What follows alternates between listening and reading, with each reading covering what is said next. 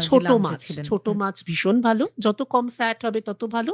কিন্তু মানে আবার চারা পোনা, চারা বাটা, পোনা, বাটা মাছ পার্শে। এবং পার্শে, পাবদা আপনি সব মাছ খান। হুম, কিন্তু কম তেলের মাছ হুম। যেগুলো, কারণ সেটা হার্টের জন্য দরকারি, মানে ভালোই। ইলিশ মাছ মাঝে মধ্যে, অবশ্যই ইলিশ মাছ কি করে না করি।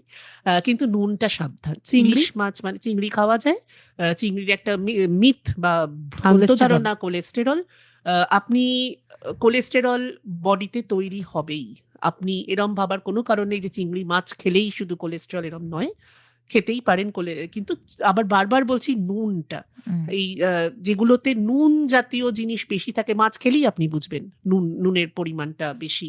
সেগুলো একটু সাবধান।